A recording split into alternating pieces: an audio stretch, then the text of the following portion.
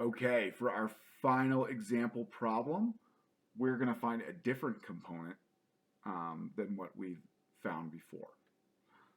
2 is 5% of what number? Now again, we're always trying to identify the components here. This is the most important part, I would say. Let's pull out what's obvious. Do we have a percent? Yeah, it's right there, 5. Sweet. Do we have a whole? Well, remember the whole, the indicator for the whole is of. And this is saying of what number? So is it giving us a number here? No, it's not. So when it's not giving it to us, we're going to leave that as x, an unknown number. Leaving us with this 2, well, that 2 must then be the part. And that makes sense.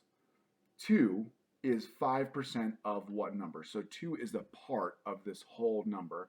So that makes 2 being the part there.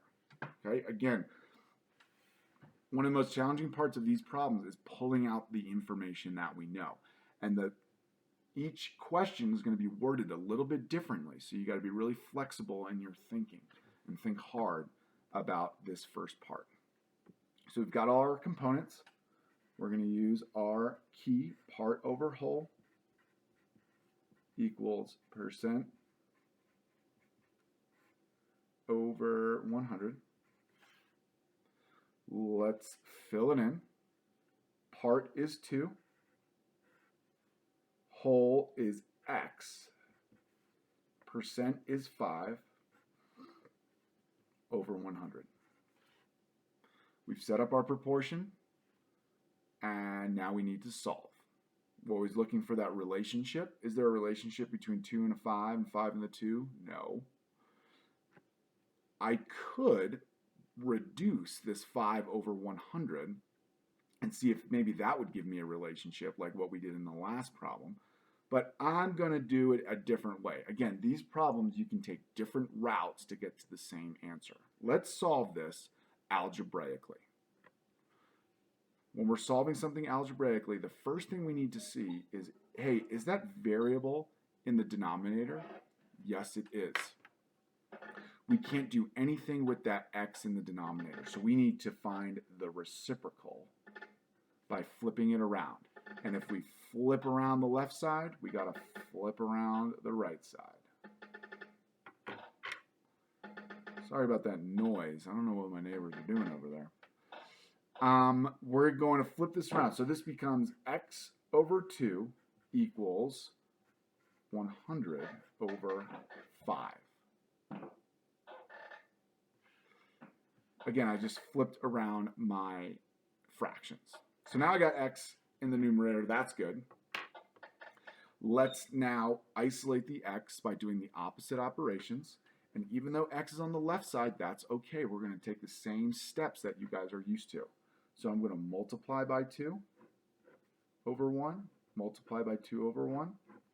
My 2's are going to drop out, and I'm left with x equals, this becomes a multiplying fractions problem, so I'm going to multiply the numerators, and I'm going to multiply the denominators.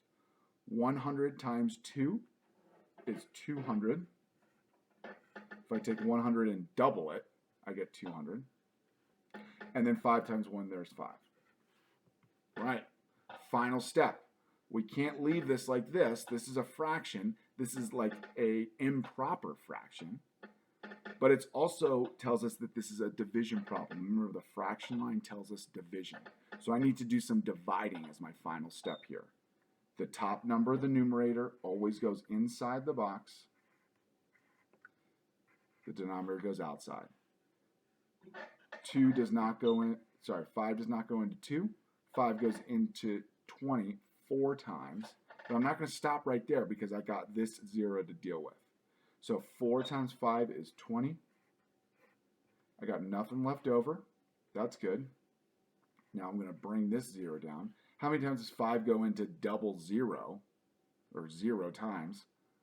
So there's my 0. Again, I have to always fill out the answer, the digit up here, to match what's going on inside the box here. So it wasn't, my answer is not 4, it's 40. And that makes sense because 5 goes into 200, not 4 times, 40 times. So x equals 40, and that 40 was my whole that I was looking for up here. So 2% is 5% of 40.